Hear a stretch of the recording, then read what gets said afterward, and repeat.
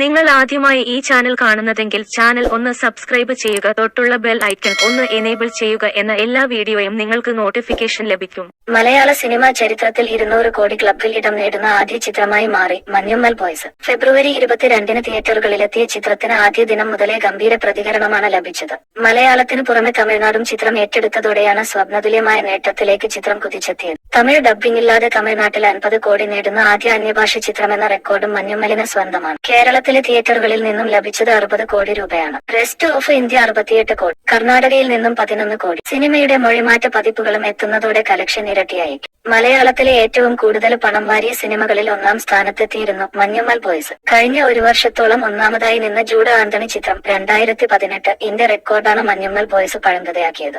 ആഗോള ബോക്സ് ഓഫീസിലെ 175 കോടിയായിരുന്നു 2018 ന്റെ കളക്ഷൻ. 25 ദിവസം കൊണ്ടാണ് മഞ്ഞുമ്മൽ ബോയ്സ് ന്റെ ഈ കുതിപ്പ്. പുലിമുരുകന്, ലൂസിഫർ, പ്രേമലു എന്നീ ചിത്രങ്ങളാണ് ടോപ്പ് 5 ഉള്ള മികച്ച കളക്ഷൻ നേടിയ മറ്റു മലയാള സിനിമകൾ. ഫെബ്രുവരി 22-ന് ആയിരുന്നു മഞ്ഞുമ്മൽ ബോയ്സ് റിലീസ് ചെയ്തത്. ആദ്യ ദിനം മുതൽ മികച്ച മൊത്ത പബ്ലിസിറ്റി ലഭിച്ച ചിത്രം സംവിധാനം ചെയ്തത് ചിദംബരമാണ്. കേരളത്തിന് പുറമെ തമിഴ്നാട്ടിലും വലിയ പ്രതികരണമാണ് സിനിമ നേടിയത്.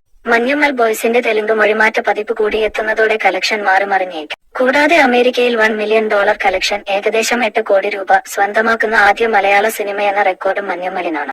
മലയാള സിനിമയെ സംബന്ധിച്ച അഭിമാന നേട്ടമാണ് ഇത്. സമീപകാലത്തൊന്നും ഒരു മലയാള സിനിമയ്ക്ക് കിട്ടാത്ത സ്വീകാര്യതയാണ് തമിഴ്നാട്ടിലെ മഞ്ഞുമ്മൽ ബോയ്സിന് ലഭിക്കുന്നത്. ഗുണാഖ്യവും തമിഴ് പശ്ചാത്തലവും ഒക്കെ സിനിമയിലെ എത്തിയതോടെ സാധാരണക്കാരും തിയേറ്ററിലേക്ക് ഒഴുകിയെത്തി. കമൽഹാസനുള്ള മലയാളത്തിന്റെ ആദരവെന്നും ഒരു മലയാള സിനിമയ്ക്ക് തമിഴ് സിനിമ കാരണമാകുന്നത് തമിഴ് സിനിമയ്ക്ക് തന്നെയുള്ള ആദരവാണെന്നും പലരും വിധി എഴുതി കഴിഞ്ഞു. എന്തായാലും നിറഞ്ഞ കൈയടികളോടെയാണ് സിനിമ കഴിഞ്ഞ് പ്രേക്ഷകർ തിയേറ്റർ വിട്ടിറങ്ങുന്നത്.